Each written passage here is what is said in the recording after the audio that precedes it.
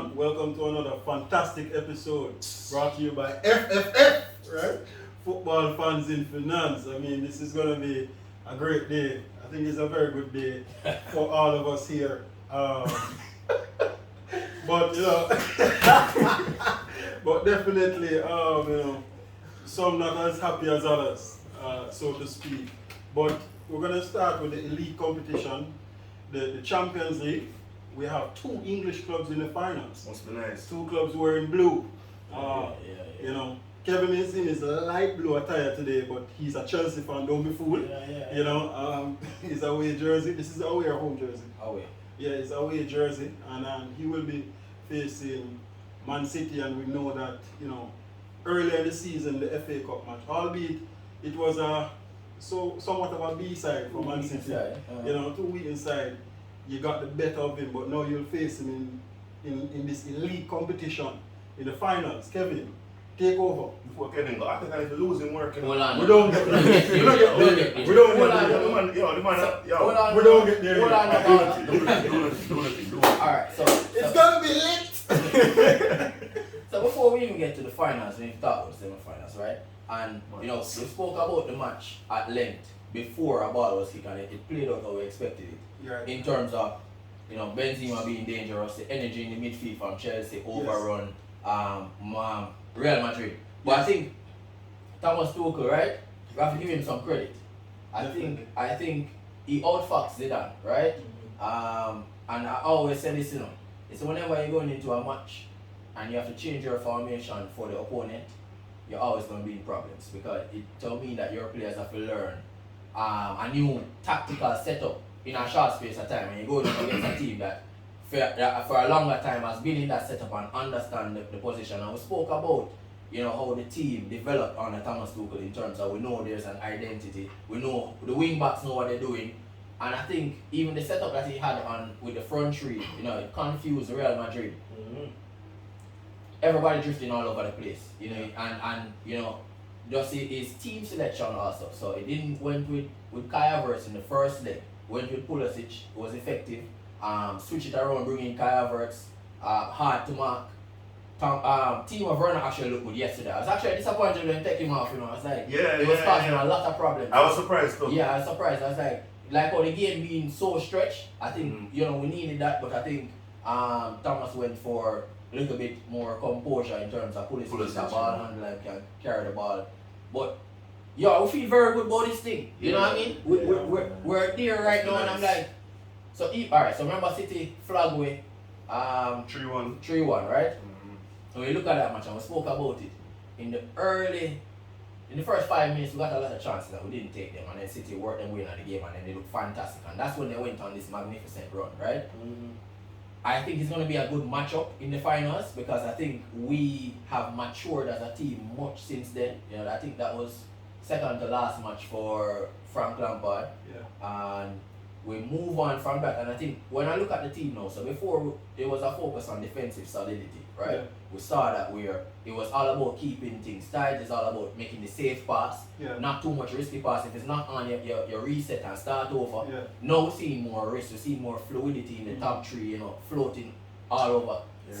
One thing I want to say to Daniel, ask Daniel, because I mean, you'll be watching European football as a complete neutral next year, right? So, so a question that I have for you, right? And Kevin kind of touched on it. In terms of Real Madrid having to change their formation, so we saw in both legs, they moved to like 3 at the back. And you know, watching them play, you could tell that the players weren't totally comfortable with that formation, and they had to adjust based on, you know, to try and match Chelsea, because as you would have said and Kevin would have said before, the youth in the Chelsea side relative to the experience in the Madrid side may have been too much. So what do you think about that change that they made, and how you think it impacted the tie? Well, like I said, like Kevin said, once you have to change the formation, they're already on the back foot. That's the first thing, right? And the players saw that a lot of the players, they was not have cohesion in the defense in that game. And Chelsea had them in 6s and 7s for most part, right? N'Golo Kante had a lot of space coming from deep with the ball on several occasions. As a matter of fact, in my honest opinion, I think Chelsea was wasteful in that game. Chelsea had a lot of chances where they could have easily put that game to bed, 3 goals up. first leg also. And even in the first leg, but even more so in the second leg, I realized that because so in the first leg, right, you look at the first leg and you say, okay, Madrid have something in this game. I said it while I was watching the game. I said, I have to be careful of Madrid because you know, Madrid have the experience and they have so many players who can pick a pass and who have the class. So while they don't have the youth, they don't have the energy, they don't have the legs anymore, but they have the brain for it. In the second leg, I said Tuchel made some slight tinkering into his side and it really had them all over the place. And they saw it was very obvious. It was very obvious, man. Timo Werner had one of his better performances for Chelsea. Clear, I think his best performance under Tuchel and one of his better performances in a Chelsea jersey. He was menacing for the entire game. Like I said, I was also surprised when they took him off. Question for you, Danny, right? So, you know, and as you touched on the formation change and the problems there, two players that come to mind are, you know, Toni Kroos, Luka Modric. Class players, you know, have been at the top of the game for a very long time. Are we seeing the end of these players as we know it right now? Yeah. And I'll go with you first. I think so. I think we're seeing it, and it's a natural progression of any athlete in any sport, right? As age comes, the body goes, and your ability to perform at the top level. When you look at, you look at a Toni Kroos, you look at a Casemiro, you look at a Luka Modric, right? They are all in the latter stage of their football career.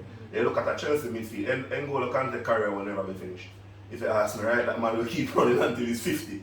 And you look at the attacking threat and even the midfield threat that Chelsea had.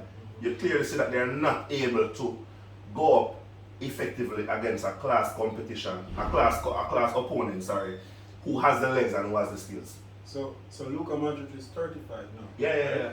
And he's I see him as a dribbler, more of a dribbler in Real Madrid. I mean, he can pick the pass, but they say dribbling is where he made his bread and butter over the years. And Toni Kroos is more of the pass, right? So at 35, you know, especially, I guess you don't. N'Golo Kante is a special player. You don't play him every week, right? But it kind of showed. I could just watching the game. I kind of see where Luka Modric was worried. Is N'Golo Kante behind me? Kevin, what you saw from your side? What do you think about Toni Kroos and Luka Modric from that perspective? So I think while I think they still have a little bit more in the tank, I think again the setup hurt them, right? They're all players that don't run in behind. They want the ball at feet. So while Luka Modric will dribble and try to create space and find a pass, and Hazard in there also, none of them run behind and created space, right? So what Chelsea basically did was sit deep when Madrid have the ball and have N'Golo Kante press early and it minimized the space that Madrid had to work in, and then on the break the energy would just blow past them and can't stop us. Yeah, man. So that was it. So I think Zidane got a couple things wrong, but I think what Zidane went to it was nostalgia.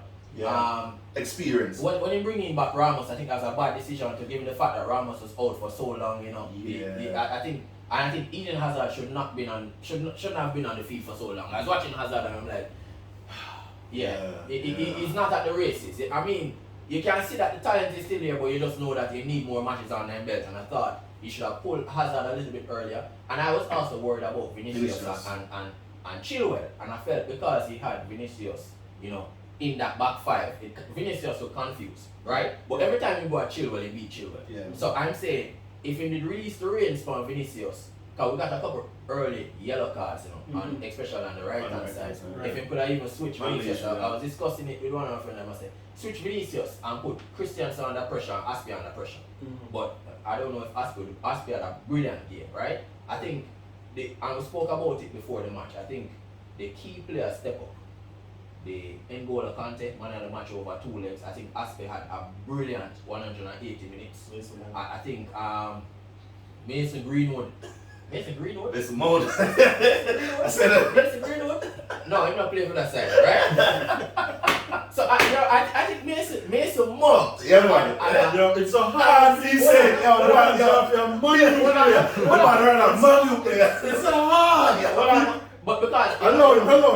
Let me speak. So again, I looked at his performance over both legs. Yeah.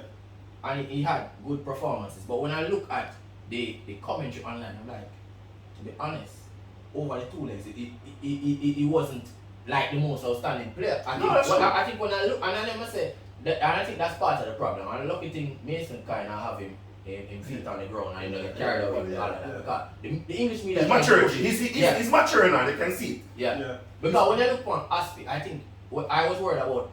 We talked about Aspe before, saying that Aspe was going to be one of the key players. And when you say Aspe as a player that will face fast wingers, because Real Madrid have fast wingers, and in keep Reece James out of the side because Tuchel went for experience and just the know-how. I think the experienced players stepped up. And the reality is that with the top three that you have, you can afford the experience at the back because you're saying, okay, these guys are gonna be menacing enough over the 90 minutes. Like I don't need Reece James energy up front. What I need is defensive solidity. I need that experience. I need level heads, thinking head, and I think that was what he went for. But what I want to say, one second before, because I want us to jump to City soon, right? Yeah. So I think the points that you made around Azpilicueta, because I was intrigued to see that he would have started over Reece James, and definitely I know you said that Ramos for Madrid wasn't necessarily the right change, and the reasons that you have are I agree with,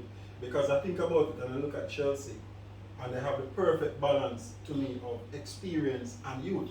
Because you have Thiago Silva around the back, but you still have Rudiger beside you in space. You have Azpilicueta around there, but you keep somebody quick in front of him. You have Belching on the next side, and the team play together. So I think overall, the balance was right for Chelsea,